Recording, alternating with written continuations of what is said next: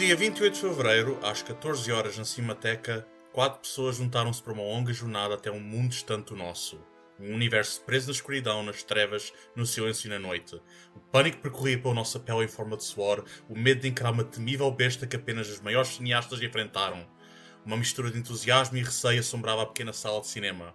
Após décadas, após demasiado tempo, nós estávamos finalmente prestes a ter uma experiência única, praticamente impossível de repetir.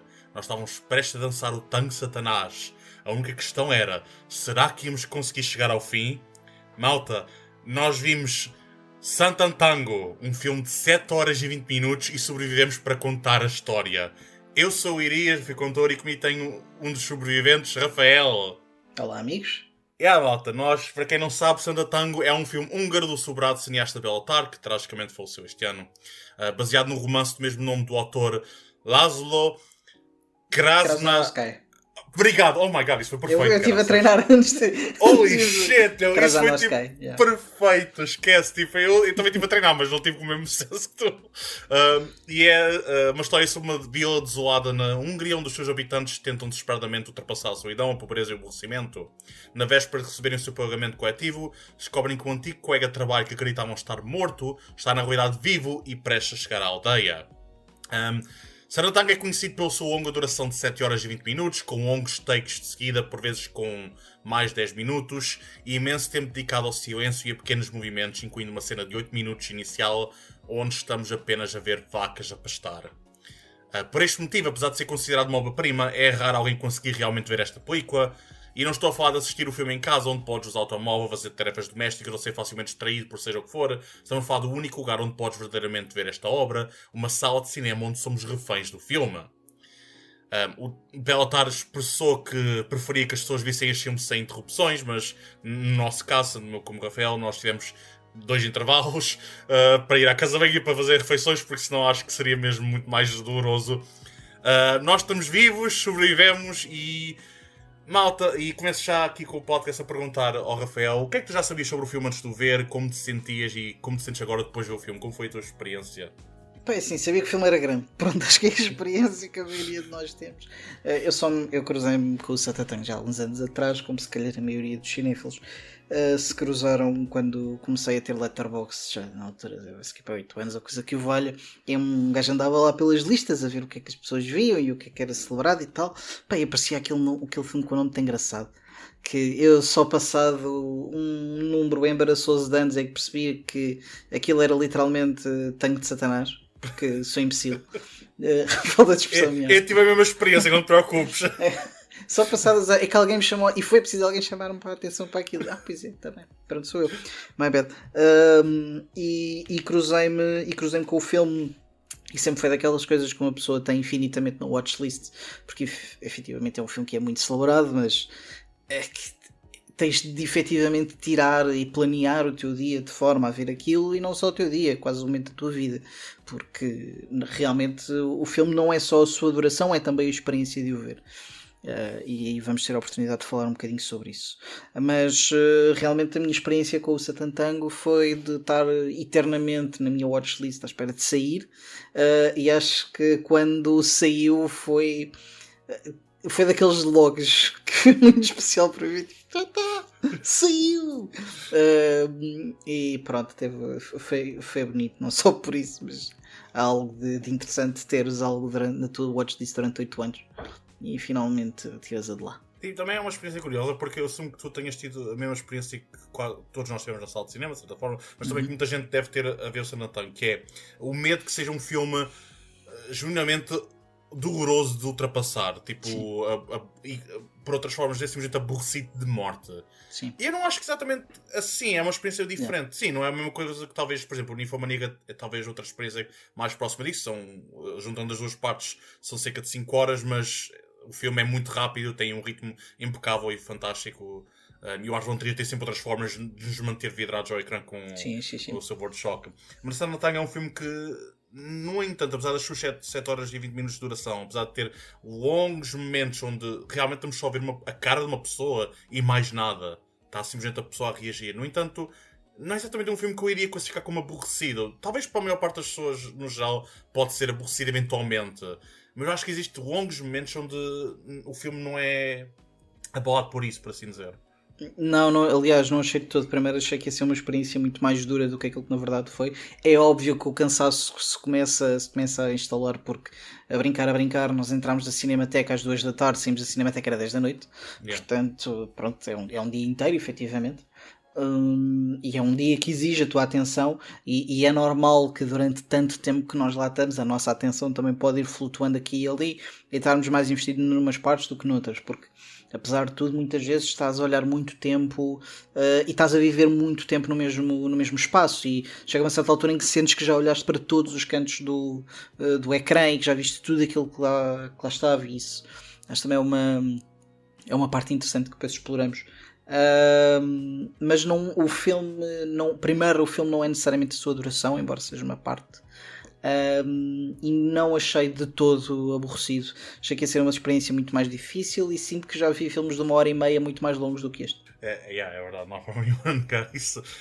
Eu tenho outra pergunta para fazer, não só em relação ao Santantango, mas em relação a este tipo de filmes no geral, que é o mistério e o apelo destes filmes de longa duração que exige quase que nós tenhamos todos de ir ver no cinema, como aconteceu com o Jean Diorman, que era um filme que talvez não estava um bocado baixo do radar para muita gente, e de repente, quando foi considerado o melhor filme de sempre pela revista Time and Sound, não só pela revista, mas pelos vários críticos e pessoas de cinema que votaram nela, o filme foi exibido no Nimas e esgotou imediatamente, porque existia esta necessidade, não só porque era considerado o melhor filme de sempre pela revista nesse ano, mas porque era um filme de 3h30, onde talvez o momento mais famoso acerca do filme era o facto de veres uma cena de 10 minutos onde uma mulher está a descascar batatas.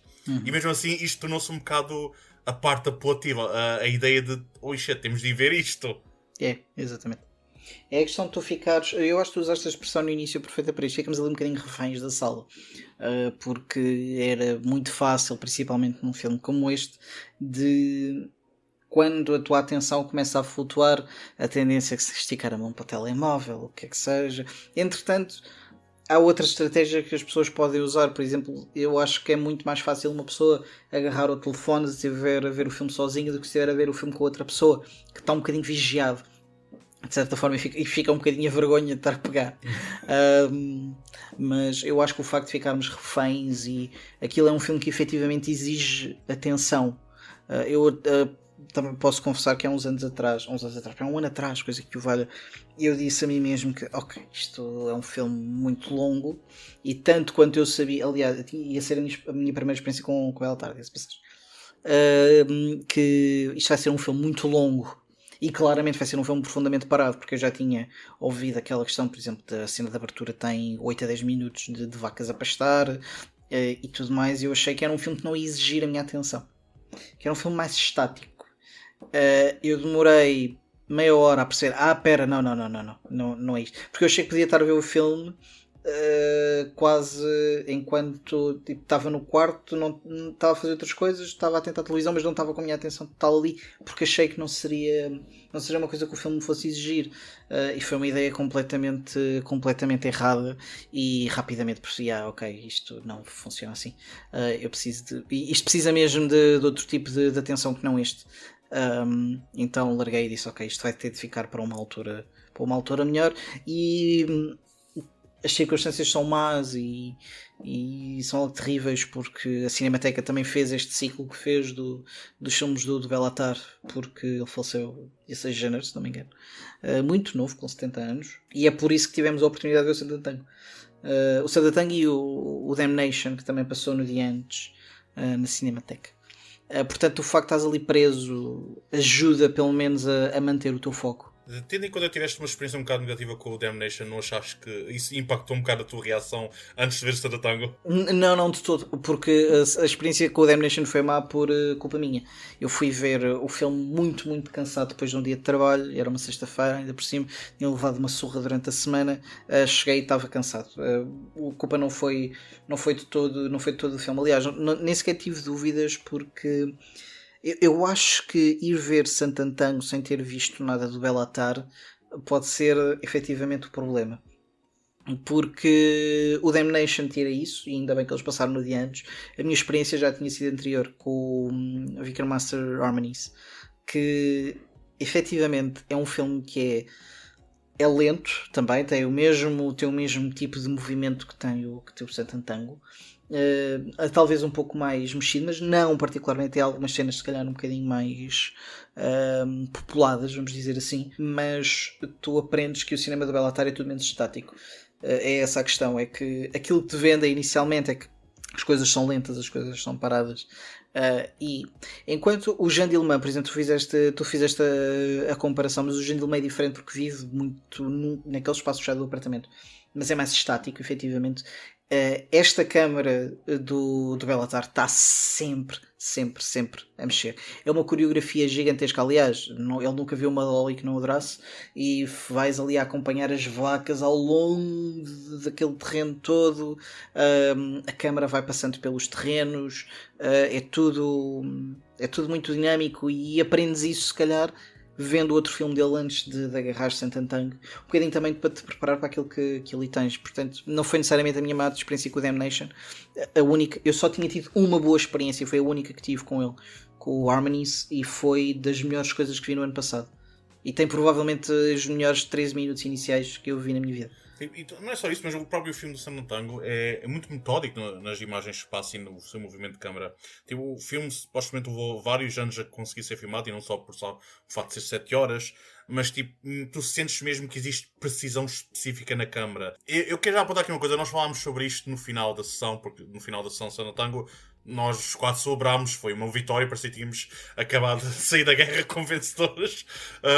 E existe quase uma espécie de arrogância na perspectiva que nós tínhamos, mas é verdade, porque tipo, existe quase aquela ideia tipo, ok, só os verdadeiros apaixonados por cinema é que experienciam Santango como deve ser. Quem já viu Santango... Deviam ter dado uma medalha no fim. É isso, tipo, tu sentes sempre tipo, ok, isto existe classes sociais em pessoas cinéfilas, e só quem vê Santango é o mais rico possível, apenas em espírito, porque somos pobres em todo o resto, infelizmente. Mas existe quase esta percepção tipo, ok, nós vimos Santango, nós podemos dizer às pessoas, tu achas que sabes sobre isso, Silma? Não sabes nada comparado comigo. Eu vi Santango no cinema. Tu viste? Não? Então não sabes tanto quanto eu, I'm sorry. Não importa se eu estou a falar sobre Santango. E to be fair, acho que é uma coisa natural, Fogo. A mim, tipo... o título deste episódio é basicamente nós vimos Santango, um filme de 7 horas, e vindo no cinema e saberemos para contar a história. E basicamente... e queremos ser insuportáveis sobre isso. E vai ser um bocado um podcast insuportável sobre isso.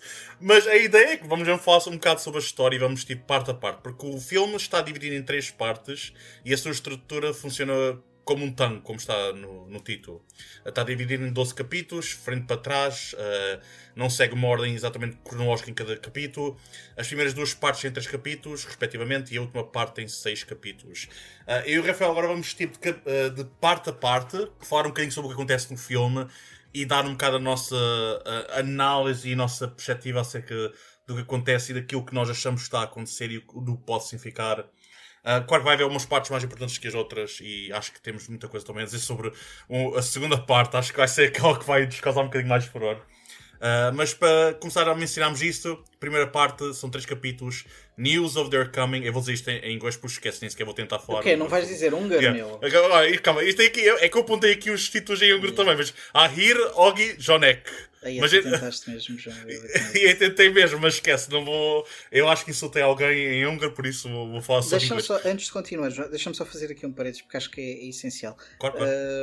Porque este filme é de si uma peça monstruosa, e acho que convém deixarmos claro, e tenho a certeza absoluta que vais concordar comigo. Nós temos aqui a brincar e bem que nós sobrevivemos para contar a história, mas eu acho que vale a pena dizer que Santango não é necessariamente uma coisa que tu tenhas de suportar de todo. O filme é efetivamente inacreditável, e é uma experiência incrível de ver em tela.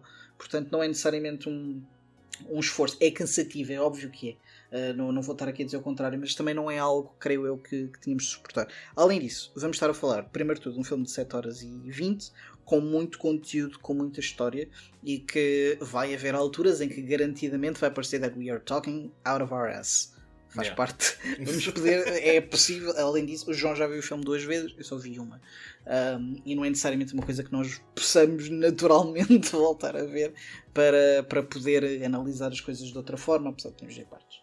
Portanto, é possível que de vez em quando iremos dizer algumas imbecilidades que vocês acham que são um bocadinho menos absurdas. É bem possível que sim, talvez não.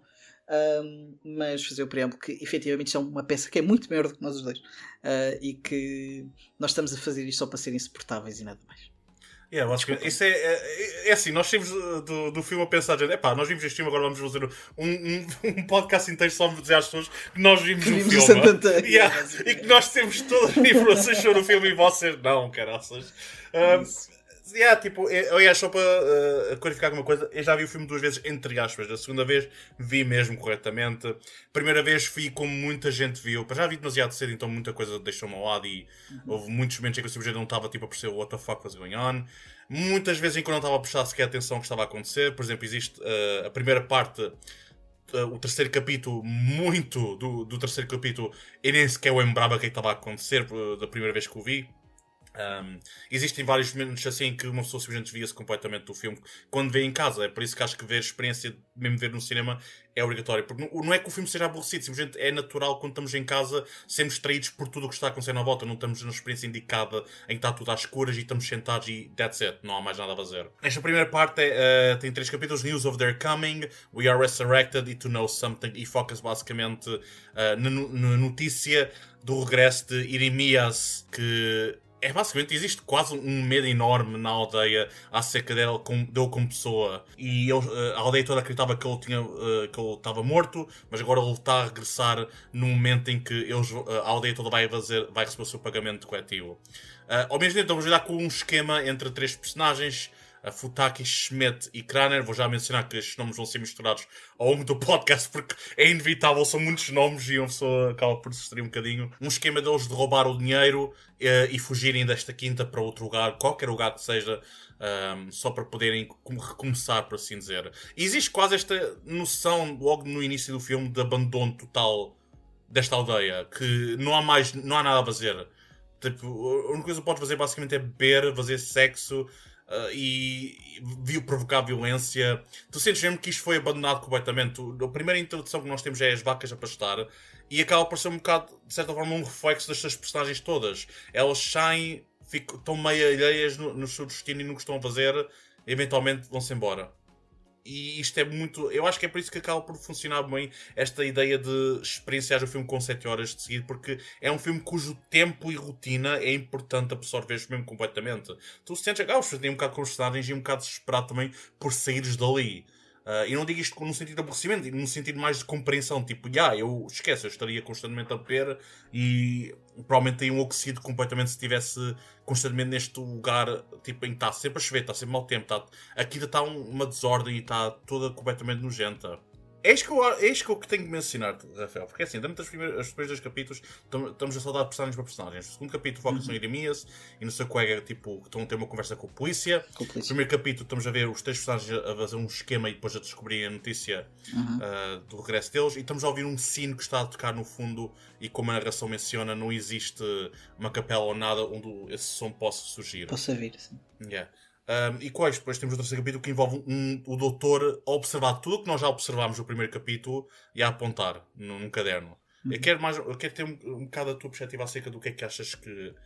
Não só o que é que isto pode significar, mas também o que é que isto tudo indica acerca da experiência desta aldeia, o que é que o Bellatar pode querer comunicar acerca disto, somente porque acho que o terceiro capítulo oferece quase uma espécie de comentário meta acerca de estarmos a observar alguém que está a observar aquilo que nós já observámos. Ou seja, existe muita ideia de repetição e perspectivas diferentes. Primeiro, eu acho que falar deste filme em capítulos é sempre algo difícil. Porque, aliás, estou desconfortável, João. Fazemos spoilers ou não fazemos? Eu acho que, pronto, eu também acho que faz sentido. É que esta cena do doutor a apontar as coisas e a fazer o registro das pessoas que lá estão completamente embriagado enquanto está a fazer, é uma cena que se repete no final. E é a cena que nos fecha o filme enquanto ele tranca as janelas do quarto. Aquilo que isto a mim me disse tem a ver, primeiro de tudo, tal e qual como tu disseste, com a questão da rotina. Do registro daquilo que está a acontecer, inevitavelmente sem parar constantemente. Apesar de não haver nada que esteja necessariamente a acontecer, são pessoas que estão completamente fechadas na sua rotina. Aliás, várias vezes durante o filme dizem que já não veem o médico há não sei quanto tempo. A única pessoa que vê o médico é a pessoa que vai tomar conta dele, que é a mulher do Schmidt, se não me engano, e é aquela que acaba por deixá-lo lá. Ele só sai de casa uma vez, é nesse terceiro capítulo, para ir buscar álcool. E depois voltamos a encontrá-lo no final a trancar-se. Eu acho que aí tens os dois dos principais elementos do filme. O primeiro é a questão da rotina, do tédio, da repetição dos nossos movimentos e dos nossos hábitos. E a segunda é a questão de todos nós estarmos presos. No final do filme, a aldeia está deserta e ele continua sentado a tomar nota daquilo que está a acontecer, apesar de já lá não haver ninguém. É alguém que está completamente preso na sua realidade e que efetivamente se tranca dentro da sua própria casa, completamente fechado sobre si mesmo. É muito sobre isolamento. Hoje em dia está um bocadinho na moda a palavra, mas faz sentido. Nihilismo. E acho que é por aí.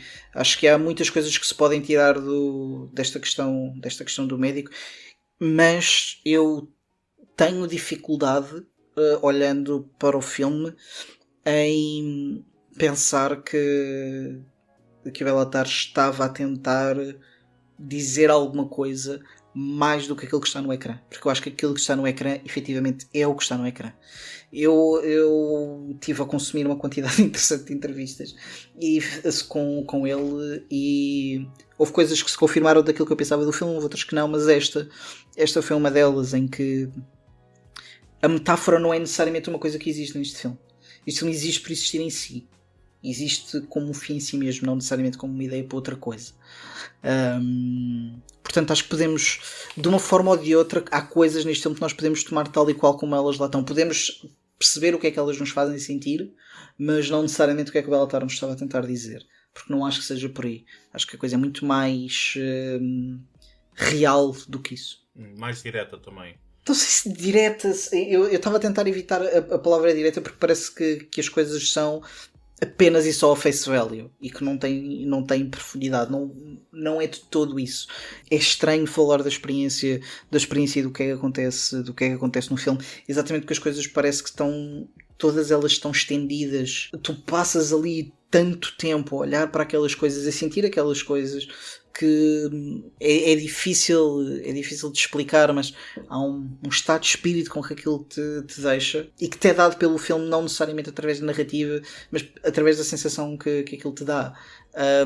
Portanto, eu estar a dizer que ele está a fazer as coisas de forma direta não me parece que seja necessariamente a palavra, mas também estou a ter dificuldades a arranjar-te outra, por isso é que ando aqui em círculos. Não, é difícil, muito difícil, porque nós estávamos a mencionar um bocado isto antes do podcast, que o filme não oferece exatamente contexto para o que estamos a observar, de certa forma. Nós estamos a ver o filme como existe neste momento, mesmo como existe na vida destas personagens neste momento. Sim. Não existe cá uma longa narração acerca do contexto político que estava a acontecer nesta altura.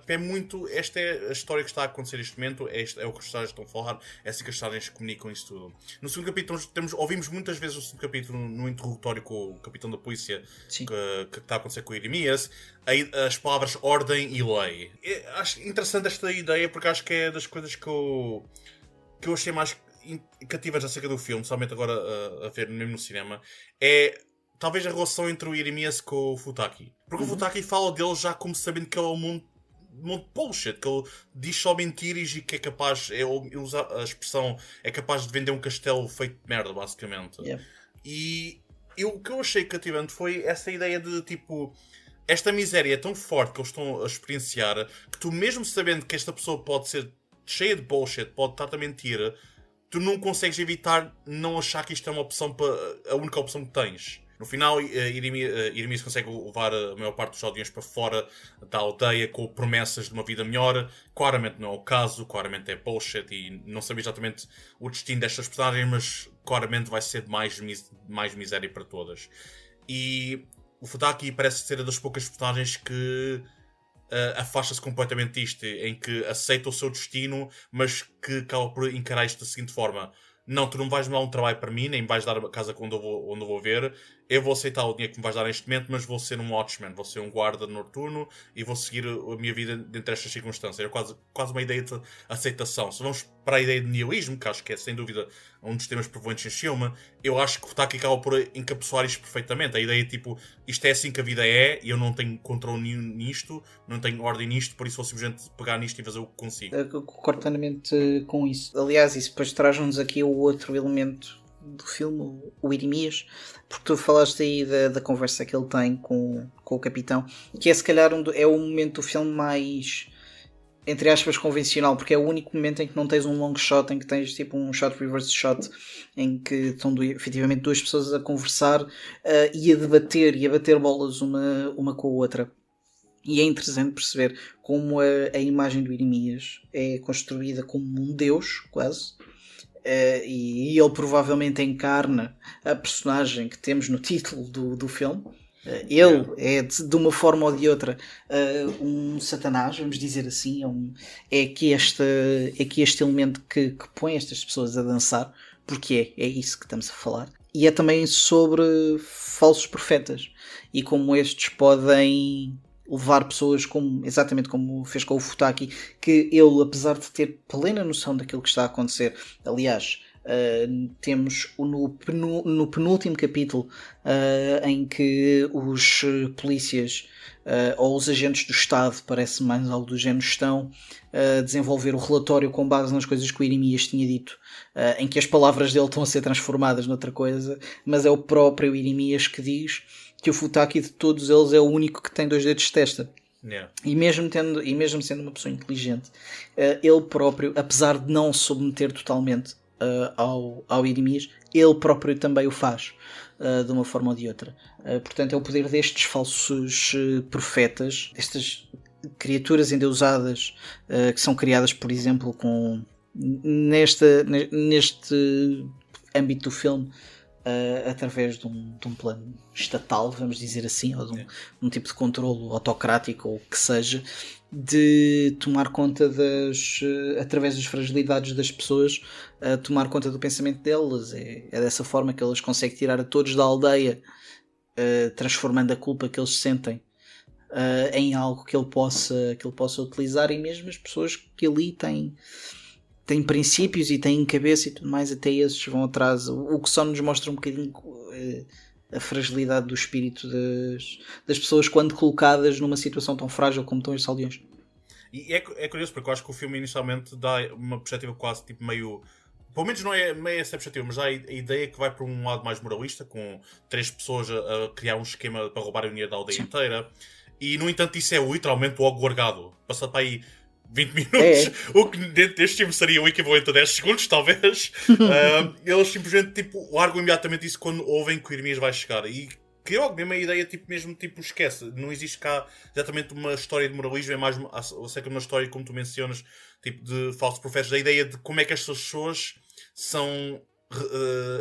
taken advantage. Obrigado. Eu estava a tentar pensar taken advantage em português e falhei completamente. E este filme mostra-te um bocado como é que isso acontece. Tu estás a viver na miséria, não tens tempo para pensar exatamente no se a pessoa está a mentir ou não. Tu simplesmente o que é que mais vais fazer com isso. Estamos agora a entrar um bocado tipo... eu vou fazer uma última pergunta antes de passarmos só para a segunda parte, que é o som dos sinos. O filme começa com aquele som dos sinos a criar quase esta chegada do inferno, de maldição, do fim dos dias. O que é que tu achas que isto simboliza, de certa forma? Achas mesmo que é, assim, tipo, já isto é o fim dos dias, basicamente, é a condenação deles todos? Assim, a minha experiência com Bellatar não é gigantesca, mas o cinema dele parece efetivamente apocalíptico. À falta de expressão melhor, nós estamos a ver o filme com a quantidade de chuva que tem, a quantidade de vento que tem, de tristeza, de isolamento. É difícil não olhar para este mundo como um mundo perto do fim dos dias. Aquele sino que acorda o Futaki no início, apesar do narrador nos dizer que é impossível ele estar a acordar com aqueles sinos, porque aqueles sinos estão tão longe, significa um bocadinho exatamente isso. É o fim a chegar. Não sei se é o fim da humanidade, ou é o fim do espírito, ou é a vitória do mal, de certa forma, porque eu acho que vamos ter a oportunidade de falar aqui um bocadinho sobre o contexto político do filme, mas eu tenho aqui algumas coisas a dizer sobre isto. Acho eu. Mas acho que aqueles scenes, e principalmente quando nós efetivamente os encontramos no final, são exatamente aquilo. É o fim anunciado. É tudo isto está a anunciar o fim que está para vir, e é o fim daquele modo de viver, porque não nos vamos esquecer que estes aldeões estavam a sair de uma cooperativa e estavam nos resquícios e quase no espaço moribundo que era aquela cooperativa depois da queda do Estado comunista, do regime comunista na Hungria. Acho que podemos passar então para a segunda parte, somente porque vamos recair outra vez em alguns temas semelhantes, porque a segunda parte, os capítulos são The Job of the Spider 1, Unraveling, e The Job of the Spider 2, The Devil's Tit, Satan's Tangle. Yeah. E espera aí, uma coisa que nós não dissemos ainda é que o filme tem imenso humor. O filme é profundamente engraçado. Nós rimos muitas vezes. É um tipo de humor profundamente seco, é verdade. Mas há muito humor em coisas a serem feitas lentamente ou coisas a serem repetidas constantemente. Há em particular nesta segunda parte uma cena no bar que é uma coisa que é muito, ao que parece, é muito habitual nos filmes de Bellatar e também está presente muito no Vicar Master Harmonies e no Damnation, que eu essa parte ainda me lembro de as pessoas estarem a dançar e a cantar repetidamente e longamente durante várias cenas embriagadas. Portanto, de referir que é o que eu disse, Satan Tango não é de todo uma coisa que as pessoas tenham de suportar. É genuinamente um filme extraordinário que precisa, se calhar, de circunstâncias certas para ser visto, mas não é algo que tenha de ser tolerado. Sim, existe sem dúvida imensos tipos muito engraçados, e vamos já falar disso nesta segunda parte, que começa, tipo, não há muita coisa que eu tenha apontado exatamente do primeiro capítulo, que é mais uma espécie de mudança de perspectiva. Eles estamos a ouvir as personagens na primeira parte a falar sobre como vão para o bar para receber o Iremias. É a conversa talvez mais extensa que toda a gente menciona, que tem de ir para o bar para ir receber o Iremias, porque não há exatamente muita coisa lá para fazer, tens todos de ir para o bar, basicamente. E o primeiro capítulo é simplesmente uma espécie de mudar a perspectiva. Estamos a ver o que aconteceu de manhã, com todas as outras personagens, mas dentro da perspectiva do bar que ainda tem clientes lá dentro, que provavelmente ainda estão lá tipo, desde a noite passada, que um silêncio profundo, não há muito para fazer, não há muito para dizer, simplesmente estão todos à espera de algo. E o contraste tipo, entre este momento sem vida para depois o terceiro capítulo que está cheio de vida e cheio de música e cheio tipo de gargalhadas, e tu consegues perceber um bocado por que razão é que estes aldeões acabam por cair nisto tudo, acabam por tipo, não tens vida nenhuma a acontecer. Este primeiro capítulo acho que acaba com o badoar do Shinji, e depois temos o segundo capítulo, que talvez o mais tragicamente infame do Sana Tango, que é um capítulo que foca-se numa rapariga. A rapariga é a irmã do rapaz que anunciou toda a aldeia que Iremias estava morto, através de um acordo que fez com o próprio Iremias para espalhar essa palavra, para já criar uma ideia talvez de misticismo na sua chegada. De ressurreição. Lá está, o segundo capítulo diz, chama-se We Are Resurrected. Precisamente. E essa rapariga que é a irmã desse rapaz, que também é enganada tanto pelo rapaz tipo, que quer... planta aqui uma árvore de dinheiro. Se meteres aqui o teu dinheiro, a tua poupança toda vai crescer aqui uma árvore de dinheiro. Fala-nos um bocado sobre o segundo capítulo, porque é um bocado difícil, não é? Dizendo isto da perspectiva que tanto eu como o Rafael amámos o filme. Acho que tanto como eu demos tipo, nota máxima ao filme. Sim.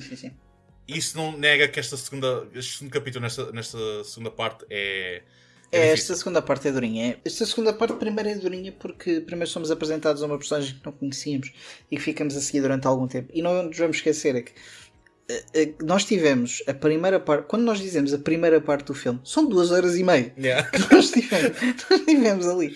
E esta personagem não nos é apresentada, de certa forma. Ou pelo menos que eu me lembro, ela não aparece. Pois há esta possibilidade, não é? É que estes jogos de memória em que nós temos nos tentar lembrar se já vimos esta pessoa ou não antes, porque já foi há tanto tempo. Isto é efetivamente é um papel que o tempo tem neste filme que é mesmo muito interessante. Mas esta Stika, acho que é esse o nome dela, é exatamente como tu disseste, a irmã daquele rapaz que anunciou o fim E a forma como nós chegámos àquele momento infame, honestamente não é algo que eu até agora ainda tenha conseguido perceber. Porque não sei se me falta ainda algumas memórias do filme naquele momento em particular, no momento em que nos ligou ao facto dela estar junto à casa a ver aquilo, e que depois faz tomar aquela ação com o gato. Porque acho que é disso que vamos falar, inevitavelmente, é do gato. Nós temos uma cena que é 20, 30 minutos. Por volta disso, sim. Muito longa, em que estamos a ver uma miúda a torturar um gato. E... Diz, João, diz. Não há muita coisa a dizer, tipo, é assim. Por muito que o Bellatar já tenha mencionado que, não, tipo, nós treinámos o gato para brincar, para encarar isto como uma brincadeira. Não deixa de parecer tortura animal. É impossível não olhar para isto e não pensar, isto é tortura animal, meu. É lixado. Eu estou-me a rir, mas é mais por nervosismo. Porque a cena é desconfortável, é violenta e só tens vontade. É talvez o único momento do filme inteiro em que tu queres sair da sala. O João estava ao meu lado a ver o filme e ele está aqui, ele não me deixa mentir. Eu tive a meia hora desta cena, tipo, inclinado para a frente, a segurar a respiração, porque estava a ficar desagradável. Porque assim, se nós formos olhar para aquilo que acontece no início desta cena, apesar de, eu acho que é mais desconfortável maioritariamente, porque nós estamos sempre à espera do pior. Aquilo que acontece é mau, mas eu acho que nós já vimos coisas mais extremas a serem feitas a animais. Diga-se de passagem, aquilo maioritariamente que nós temos aqui é ela a segurar as pernas da frente do gato e rebolar com o gato. Pronto. Com força, é verdade, e o João tem toda a razão, aqui não há forma, mas a única coisa que eu quero dizer é que já vimos isto, ou coisas se calhar piores noutros filmes. Aquilo que nos causa mesmo desconforto é o facto da câmara não cortar. E de nós vermos isto incessantemente durante 20 minutos. E estamos sempre à espera do pior, porque nós passamos ali tanto tempo, parece que a situação está lentamente a escalar. E há uma altura em que ela pousa o gato e começa-se a afastar do gato, mas enquanto a olhar para ele. E eu juro-te que a única coisa que eu pensava é que ela ia começar a correr para o gato e mandar um pontapé no focinho. Exatamente, tipo futebol americano, kind of stuff. Era exatamente a única coisa que eu estava a pensar. E eu estava a ficar com uma falta de ar inacreditável. Depois há um momento muito infame em que ela se vai embora e eu relaxo e o João vira-se para mim e diz: amigo, ainda não acabou. Então somos entregues a mais 10 ou 15 minutos de tortura animal até que a Sica mata efetivamente o gato com veneno de rato. Supostamente o gato não foi morto em câmara. Eu acho que a única pessoa que vai saber isso são as pessoas envolvidas no filme, porque na realidade é que nós estamos a ver o filme e parece mesmo que ele morreu, caraças. Mas aquilo que dizem é que ele tinha sido drogado, ou o leite tinha sido drogado para coisa. Até porque essa parte pelo menos é muito clara. O corpo do gato que ela anda a passear depois é claramente tipo um puppet, uma coisa qualquer. Sim, eu acho que há mais alívio em ver o gato morto nas mãos dela depois. É verdade. Quando eu vejo o gato morto, quando eu vejo o gato morto e o gato efetivamente não me parece um gato, uma pessoa respira um bocadinho, é verdade. Mas basicamente toda esta cena parece muito sobre controle, sobre a STK a tentar controlar alguma coisa na vida dela, porque parece que ninguém nesta cooperativa, nesta quinta, ou o que lhe quiserem chamar, tem o controle sobre o que quer que seja, e por isso é que estão a dançar, a beber, e parece que necessariamente ninguém trabalha, salvo o homem do bar e o doutor, que não está necessariamente a trabalhar. E estas pessoas não parece que estão de todo em controle do que quer que seja, e ela parece que está a infligir sobre aquele animal o único pedaço de controle que consegue, mas quando isso não a satisfaz, a coisa muda de figura, não é, amigo? Sim, não só por isso, mas mostra um bocado também a relação já de uma criança com violência, porque nós vemos a mãe dela constantemente a ignorá-la. Não sabemos o que a mãe faz, mas dá a ideia que ela provavelmente vende o seu corpo por dinheiro, como a maior parte das pessoas lá, porque não exatamente o que é que mais vais fazer com o dinheiro. Sim. Não existe mesmo alternativa, isto é o que fazes, o que tens de fazer para conseguir alguma forma de dinheiro. E sem enganado para o irmão, que claramente também tem alguma forma de controle dela, também possivelmente agressivo também.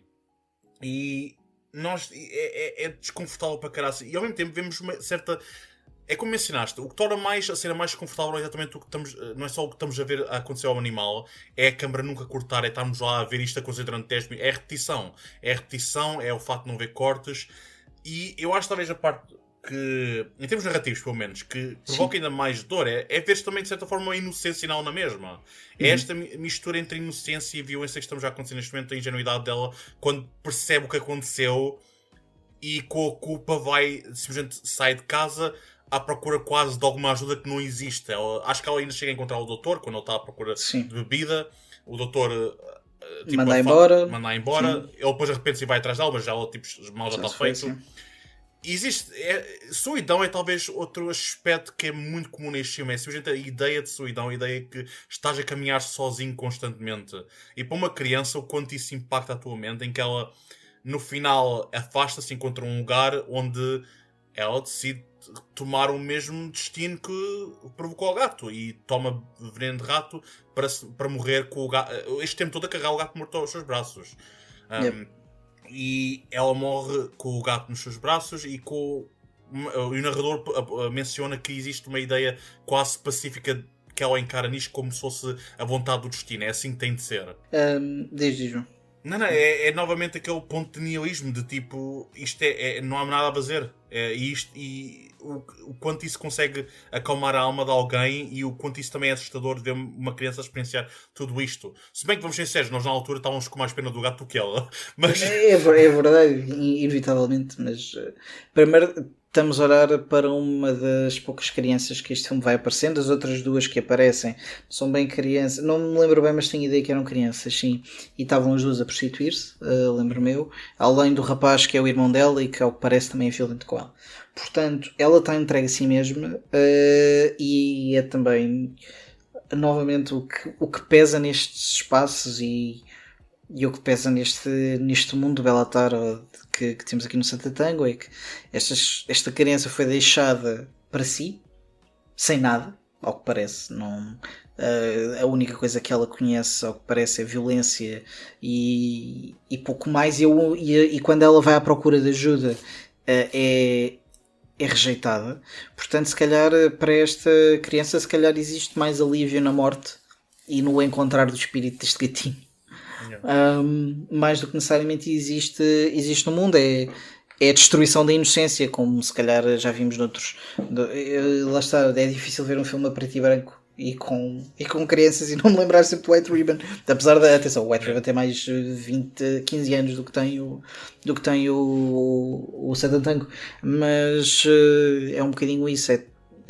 No White Ribbon tens um bocadinho a origem do mal, mas aqui tens a perda da inocência, a destruição da inocência através de um espaço que não tem nada para dar a não ser solidão, bebida, toda a gente está uns contra os outros, o sentido de comunidade ruiu também, e sem sentido de comunidade as pessoas que estão nela não se conseguem sustentar.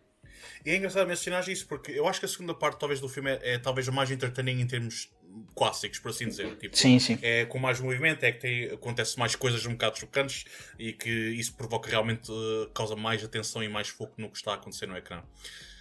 E é engraçado mencionar isso porque acho que existe imensos contrastes não só do primeiro capítulo com o terceiro capítulo, que vemos o par morto, vemos personagens quase todas à espera do fim dos tempos, mesmo sem saberem que está a vir o fim dos tempos, depois do terceiro capítulo sendo a dança toda. Mas no segundo capítulo vemos a miúda olhar para um bar inteiro de pessoas a dançar e tu quase tens esta percepção de... Tu nunca sabes o que ela está a pensar, mas tu quase tens esta ideia dela que a tua vida realmente só começa nesta aldeia quando és adulto. Porque fora isso tu não tens nada. Ela é uma criança que não tem outras crianças com quem interagir que não sejam tipo... É muito solitário. É isso. E existe mesmo quase essa ideia logo que tu tens uma longa cena, um long taking, só tipo, estás a ver tipo o reflexo dela na janela. Ou então pelo menos é ao mesmo na janela com o reflexo das pessoas a dançar na janela. E tens logo... Está tudo dito. Há uma coisa a dizer que o Bellatar... Um único, apesar de haver muito movimento e nas câmaras e isso tudo, um único ponto consegue contar mesmo uma história inteira. É uma criança sozinha lá fora a olhar para uma uma data de pessoas a dançar bêbadas que nem cornos, mas ao mesmo tempo que mostra-te muito o que está a acontecer, que é, tu não tens vida nenhuma como criança aqui. E acho que passamos então só para o terceiro capítulo, porque acho que é necessário mencionarmos isto. Não, eu acho que não há exatamente muito para falarmos sobre isto em termos metafóricos. É mais suficiente porque we gotta talk about this. Boktoshi, o caraças, plotting. O terceiro capítulo temos sujeito Ai, sim. uma cena inteira dentro do bar em que eles estão todos à espera que o Iremias chegue, mas como ele ainda não chegou, vamos beber e vamos apanhar uma bandeira do caraças. E temos uma pessoa que não se cala a repetir a mesma história non-fucking stop durante aí uns 30 minutos no background. Tu sentes realmente que estás num bar com um bêbado, para ser sincero, not gonna lie. Eu senti É incrível. Toda essa cena é absolutamente incrível. Eu vou ser sincero, eu acho que consegui por acaso ficar nesta cena ainda mais tempo. Porque é mais engraçada, é mais bizarra ao mesmo tempo que não acontece exatamente uma variedade de muitas coisas. É simplesmente personagens a falar no background, bêbadas, personagens a cantar, personagens a dançar. E depois, claro, temos a bela cena de um homem a tentar equilibrar um pedaço de queijo na sua testa, a andar de um lado para o outro. E malta, isto acontece durante 10 minutos e vou-vos já dizer, não há um único segundo onde não para de ter graça. É verdade, é o que eu estava a dizer no início. Este filme, muito pela passagem do tempo e das repetições, é verdade, às vezes mais do que as coisas que estão a ser ditas. Há aqui e ali, tipo, alguns momentos em que o diálogo também é muito engraçado, porque o Futaki está enrolado com a mulher do Schmidt. E há uma altura em que o Schmidt diz: mas eu não a quero deixar. E o outro diz: eu consigo perceber porquê. Há genuinamente vários momentos desses, mas estes momentos das coisas a acontecer, especialmente com bêbados, a acontecer, repetidas e repetidas e repetidas. Tu estás ali tanto tempo que chega a uma altura em que aquilo se torna hilariante, porque tu passas muito tempo a olhar para a mesma coisa, é verdade, mas começas a encontrar detalhes nos frames todos e a câmera não para necessariamente quieta, anda ali a flutuar de pessoa para pessoa e há uma dança que acontece ali entre a câmera e as pessoas e de repente estamos a ver aqui um gajo a dizer plotting e depois estamos a olhar para o outro lado da câmera e está um gajo a tentar equilibrar uma baguete na cabeça. Há algo de maravilhoso nisso, mas eu queria chamar a atenção para estas cenas porque há bocado falei de um bocadinho o sentido de comunidade estar a ruir neste sítio. E eu fiquei exatamente com essa sensação quando estava a ver esta cena. Porque estas cenas são plenas de alegria, de folia, de álcool, de dança, de música e tudo mais. Mas tu sentes que estas personagens estão ali, mas não estão bem ali. E aquilo não é necessariamente, se calhar, amor fraterno que ali está naquele espaço. Aqui e ali pode haver. Mas, essencialmente, nós vemos, por exemplo, a mulher do Schmidt, por exemplo, umas vezes muito contente e outras vezes profundamente desconfortável no mesmo espaço de tempo. Temos pessoas que parecem irritadas e passado um bocadinho tão felizes outra vez. Apesar destas pessoas estarem ali num momento de folia, não me parece que o momento seja necessariamente feliz. Até pelo contrário. Acho que está toda a gente a tentar lidar com o facto de sentirem que o fim vem aí. Neste caso, o Iremias, e eles não sabem muito bem o que é que ele traz consigo. Novamente, o momento em que tu sentes a passagem do tempo, sentes a repetição, sentes que não existe mesmo nada aqui.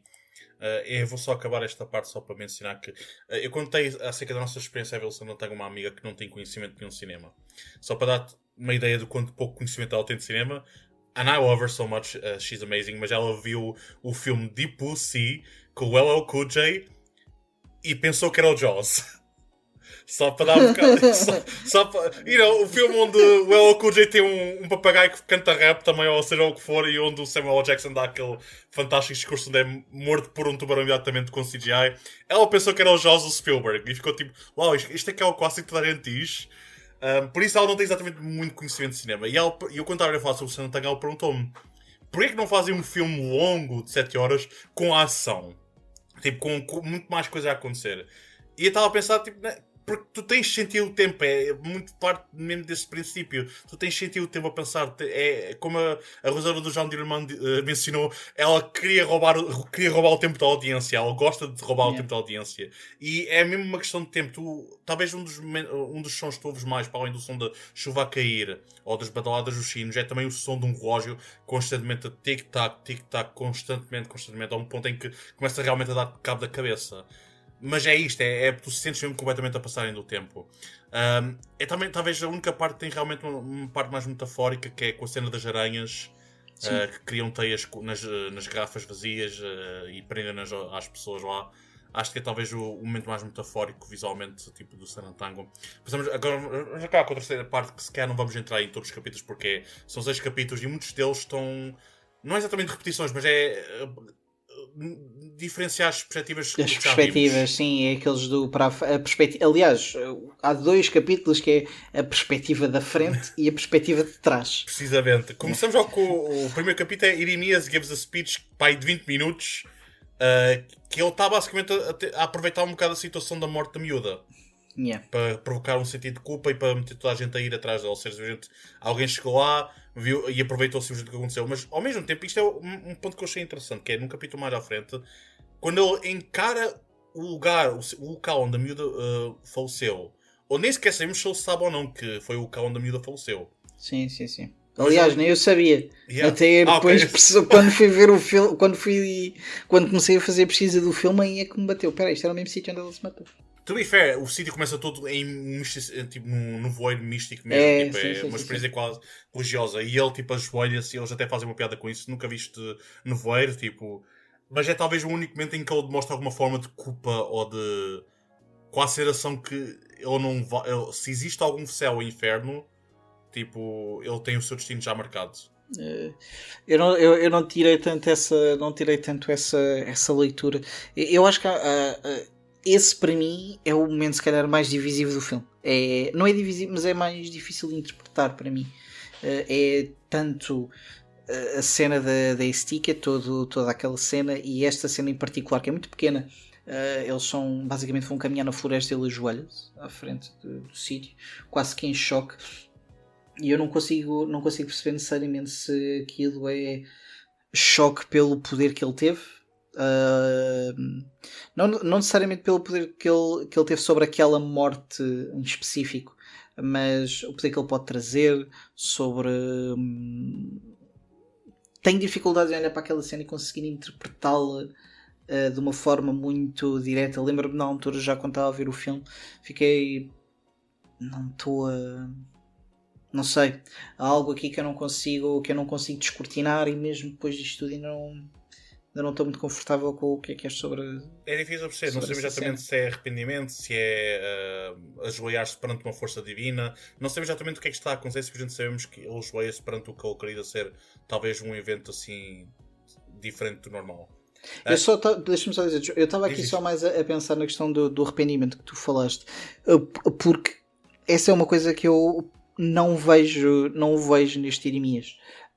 Aliás, eu vejo sempre profundamente confiante naquilo que ele está a fazer e no papel que ele tem. Por isso é que eu não olho para ele necessariamente como alguém que se sente que está a tentar fugir de um destino ou tentar o que quer que seja. Eu acho que ele sabe plenamente o poder que tem e exerce-o com prazer. E com responsabilidade, até, se quiseres usar a palavra. O filme até deixa subentendido que já estava planeado há bastante tempo, tendo em conta que ele pediu ao miúdo para anunciar a sua morte. Isto é um plano. Sim, é isso, tipo, já é um plano, já está a decorrer há imenso tempo, de certa forma. Esta terceira parte, tipo, só resumindo um bocado tudo o que acontece, tipo, é mesmo o Irimias a levar quase toda a aldeia consigo para uma nova coletiva. A ideia era arranjarem uma nova casa, uma nova quinta para todos trabalharem em conjunto, que seja com melhores condições do que as que estão presentemente. Mas depois, claro, nada disso funciona. Eles começam a perder um bocado de esperança nisso, mas ele regressa para os levar para uma passagem temporária, como ele menciona. Vamos arranjar trabalhos espalhados pela cidade inteira, só temporariamente até eu conseguir encontrar uma solução e voltarmos todos para a quinta. E é basicamente isso. Depois, tipo, como já mencionámos, depois temos a perspectiva dos agentes da polícia a descortinar todos os tratos que Irimias mencionou dos aldeões. Não sei exatamente qual é o destino deles, mas claramente não vai ser positivo.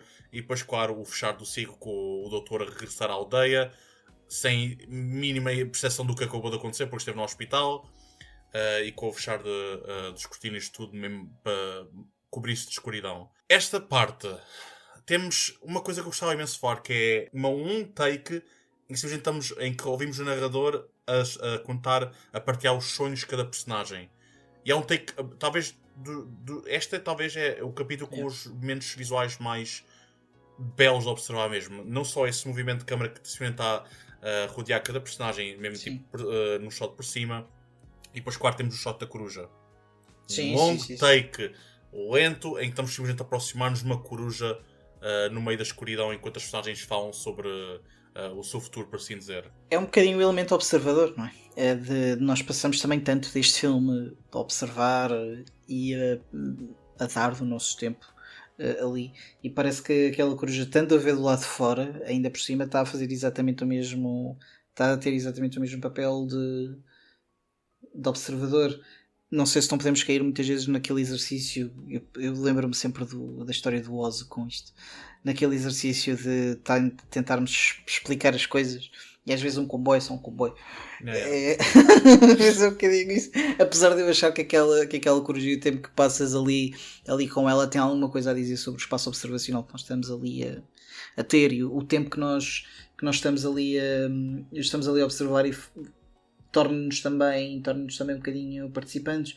Mas tu estás a falar dessa cena da câmara à volta enquanto eles estão deitados, mas este filme de vez em quando arranja formas profundamente criativas de fazer coisas. A cena do funeral da Estica, em que as pessoas estão a dar o dinheiro, mas tu nunca olhas para as pessoas a dar o dinheiro, só vês o dinheiro tipo a ser colecionado. Na cena antes deles chegarem à casa, ou depois de chegarem à casa, imediatamente depois, já não sei, em que eles estão a passar uma garrafa de palinca uns pelos outros, mas tu só segues a garrafa, como se estivesse quase que a seguir a única escapatória que eles vão tendo. Há muitas coisas, há muitos elementos visuais neste filme que estão atentos, e às vezes contam tanto como contam as palavras que o filme vai tendo. Mas acho que há aqui outro elemento que eu gostava de explorar contigo, que tem a ver com o facto, e aí acho que pode ser o lado mais político do filme, mas eu de política ainda não falei, deixo para o fim. Que é, estas pessoas não foram necessariamente mandadas para trabalhar, né? Estas pessoas foram mandadas para espiar. Elas foram mandadas para fazer lá está, aquilo que o Irimias está a fazer. Elas foram manipuladas pelo Irimias para fazer exatamente a mesma coisa. E eu queria saber um bocadinho a tua opinião sobre esta parte, sobre esta visão do filme. Eu acho que ela é mais ou menos clara, mas é mais ou menos o que é que ela quer dizer, o que é que tiras dela. Basicamente é um bocado aquilo que estamos a fazer durante o filme inteiro também, que é a ideia de observar, e é tipo, crias quase esta ideia de vigilância no local inteiro, em que tu tens de estar consciente de tudo o que está a acontecer. Vemos o doutor a observar as pessoas e a apontar num caderno tudo o que elas fazem, mas sempre da sua perspectiva. Vemos o Irimias a falar sobre todos os aldeões que conseguiu enganar, também da sua perspectiva, e de repente a sua perspectiva é ligeiramente alterada para a perspectiva dos polícias que estão... dos agentes que estão não é exatamente a meter subjetiva dentro da mistura, mas mais a censurar um bocadinho o que está a ser dito. Eu acho que é mesmo a ideia de um estado de vigilância onde tu não tens privacidade, tu não tens interioridade exatamente que é só tua, mas ao mesmo tempo tens, porque eu acho que aquilo muito que o filme faz, que o Bellatar faz, com aqueles longos momentos em que a câmera aproxima-se das pessoas, mas muitas vezes elas não estão a falar, elas simplesmente estão no seu momento, e é tão estranho porque estamos, em termos técnicos e físicos, estamos mais próximos delas, normalmente parece que não estamos próximos delas. Parece que elas permanecem distantes. E eu acho que isto oferece muito esta percepção de vigilância e de observação, mas que ao mesmo tempo parece que nunca conhecemos exatamente o que estamos a experienciar. Parece que quanto mais próximos estamos, mais estamos a recuar também. Nunca estamos a dar um passo em frente, estamos a dar um passo atrás ao mesmo tempo. O que eu acho que também acaba por cair um bocadinho na estrutura do próprio filme, em que estamos constantemente a saltar de tempo.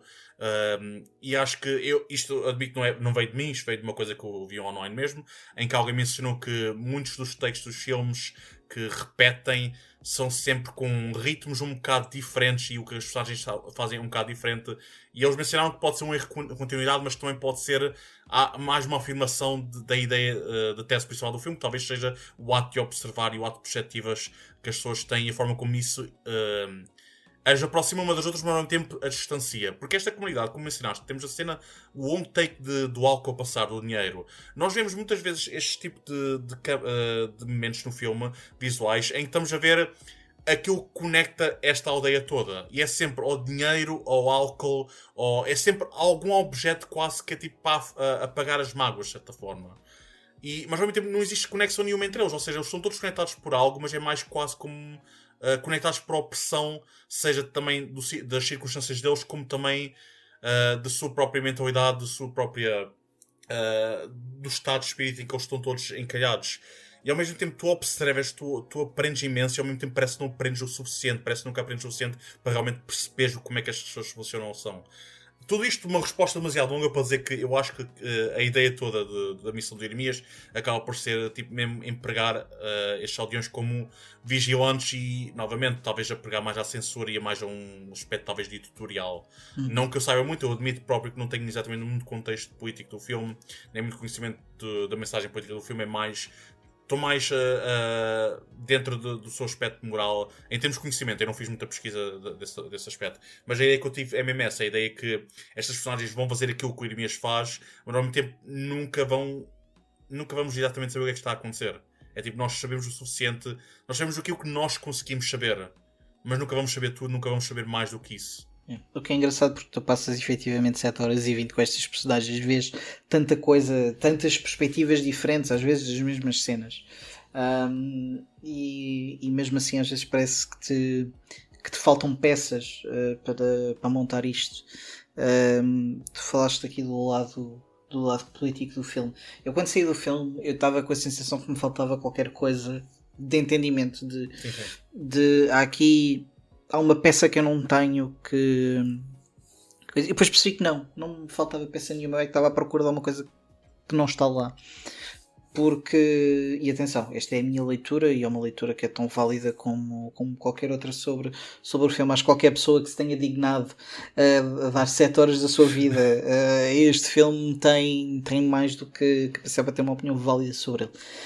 Mas eu pessoalmente leio muito sobre a forma como este filme é sobre a queda do regime comunista na Hungria e sobre a queda do comunismo naquela zona da Europa, também os resquícios daquela zona mais perto da União Soviética. Acho que o filme pode estar localizado aí temporalmente, acho que pode ser se calhar a única pista que tu tens, mas o Belatar faz esse trabalho de despir um bocadinho o mundo, ou seja, tu consegues estar a ver este filme e não o conseguir localizar no espaço e no tempo. Ele vive num mundo particular deste filme em específico. Aquela quantidade de vento que tu tens, as coisas a acontecer, é tudo uma miséria, é tudo apocalipse, vamos colocar assim. Mas não é necessariamente um apocalipse que seja específico. Há uma universalidade no tempo deste filme que fala muito sobre o próprio tempo. Acho que há algo de muito interessante numa entrevista que ele dá, em que ele diz que a vida não acontece depressa, a vida acontece devagar. E é por isso que nós fazemos, ou que eles fizeram este filme desta forma, porque as coisas acontecem devagar e o tempo demora a passar, e tu para chegares de A a B não é um salto instantâneo que acontece com um cut, tu tens de dar todos os passos para chegar de A a B, e essa experiência torna-se uma experiência real e pessoal quando estás a ver o filme. E o facto de ele despir um mundo de referências necessariamente políticas, são políticas obviamente que sim, mas não são específicas, são muito mais, tal e qual como tu disseste, bem, muito mais centrados na moral e se calhar nos desafios ao espírito humano quando colocados em situações autocráticas, de conseguir sobreviver. Aliás, ele tem várias entrevistas a dizer que primeiro que foi censurado tanto pelo fascismo como comunismo, e que aquele regime húngaro, que ele não era um regime comunista, era um regime feudalista, que de comunista nada tinha.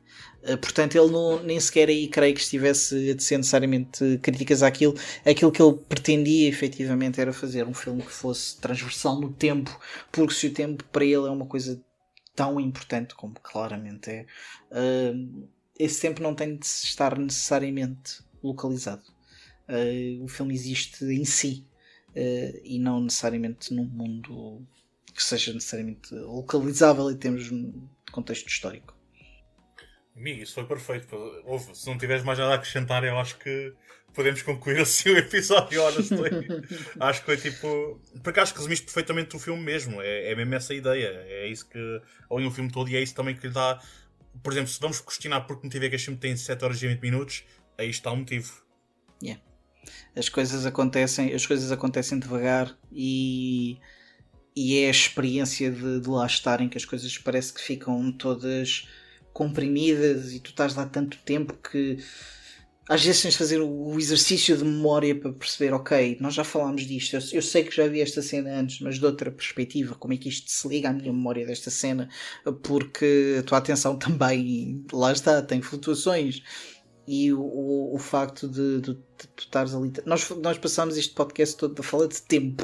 E parece. Eu juro que eu sei que parece profundamente aborrecido e que nós parecemos muito chatos. Mas é muito difícil de explicar a experiência de ver este filme de outra forma. Porque o conteúdo que lá está diretamente ligado pela forma como o tempo é utilizado. Desculpa estar a voltar a citar o Bellator, mas ele diz que os realizadores, diz duas coisas dos realizadores. Primeiro de tudo, que se esqueceu de filmar o espaço e o tempo. O espaço e o tempo foi abandonado em prol da narrativa, e esse não é o tipo de cinema em que ele se revê. Ele quer um cinema que tenha, em que o espaço e o tempo tenham o papel principal, e acho que dificilmente encontras um exemplo melhor do que o Santantango. E é o facto de todos os realizadores precisarem de arranjar a sua linguagem própria e de desenvolver o seu cinema. Tu encontrares um realizador, gosta ou não se gosta, que tem uma linguagem tão dele, tão particular como esta, é algo que eu genuinamente não achei que fosse encontrar aqui. Eu achei que isto era outra coisa. Achei, aliás, que ele era outra coisa. Muitas destas entrevistas que eu fui lendo e fui ouvindo dele, revelou-se uma personagem muito diferente daquilo que eu imaginava. Eu imaginava uma pessoa austera e de todo profundamente rock and roll, muito engraçado, mal disposto mas carinhoso, de todo aquilo que eu achava que ele foi uma das melhores coisas que eu descobri o ano passado, foi Bellator. E acho que aqui vais concordar comigo, que acho que é aquilo que nós tivemos ali naquele dia, apesar de nós parecermos muito chatos. Eu tenho a certeza que nós parecemos profundamente insuportáveis, mas foi um dos momentos mais bonitos que eu tive na minha vida. Concordo. Acabas de ver aquela experiência, senti mesmo, de certa forma, um sentido de comunidade com toda a gente que experienciou. Sim, também diz isso. Sim, somos todos soldados e acabámos todos. É curioso porque nós podemos estar a fazer piada acerca de como sobrevivemos ao Santantango, mas a realidade é essa, tipo, não foi tanto sobreviver como foi mais simplesmente viver mesmo. Sim, nós vivemos o filme isso. E foi uma experiência, assim, às vezes exaustiva, mas acho que para mim é algo inesquecível e imperdível. O filme vai estar na Cinemateca dia 14, mas acho que já está esgotado outra vez. Esgotadíssimo. Mas de qualquer forma, o filme, como já esgotou as soluções que teve, provavelmente vai ser exibido outra vez na Cinemateca, por isso tenham atenção a isso, porque acho que pode parecer doloroso, mas acreditem, acho que é uma experiência necessária para qualquer pessoa que ame cinema e que queira experimentar algo diferente. Somente acho que o cinema de Bellator é sempre cinema necessário para quem realmente tem muito amor ao cinema. E agora obrigado aqui ao Rafael, não só porque foi graças a ele que eu consegui ver o filme. Por isso, obrigado também por isso, porque foi uma das melhores experiências da minha vida, e obrigado por estar aqui presente para falarmos sobre o filme. É lixado porque já passou, entretanto, mais de 10 dias, né? Tipo... Sim. Estamos aí mas eu posso dizer, eu ainda não pensei, eu já vi muitos filmes entretanto, e eu continuo a pensar nisto. Nós devemos ter dito muitas barbaridades ao longo deste podcast, tenho a certeza absoluta que dissemos, e vamos perdoar, por favor. Mas efetivamente eu acho que nós até quisemos fazer este exercício até para nós podermos tentar perceber e pôr por palavras aquilo que sentíamos e que achávamos do filme, e se calhar é por isso que esta experiência partilhada foi tão bonita, foi pelo facto de depois podermos falar sobre elas e discutir, e essa é a coisa bonita do cinema, não é? Depois podemos ir bater umas bolas. Malta, obrigado por darem-nos o vosso tempo. Não foi 7 horas. Desta vez não muito tempo, desta vez portamos bem, João. Desta vez acho que portámos bem. Mantivemos focados, seguramente. Malta, se quiserem apoiar-nos financeiramente, temos um Patreon. Se não quiserem apoiar financeiramente, temos um site viocontrol.com.pt, onde podem ver as nossas críticas. Muitas Rafael e minhas estão lá, e o Rafael tem críticas absolutamente extraordinárias de ler. E tu também tens, João. E tu também tens. Façam o olho e vão ver as críticas. Estamos no YouTube, estamos no Instagram, estamos no Facebook. Não estamos no Twitter por motivos óbvios, ouvi os... Mas malta, muito obrigado por tudo. Se conseguirem, vão ver Sanantango, acreditem, é uma experiência necessária para qualquer pessoa que ame cinema. Obrigado a todos e obrigado, Rafael, novamente. E malta, até a próxima. Adeus, amigos.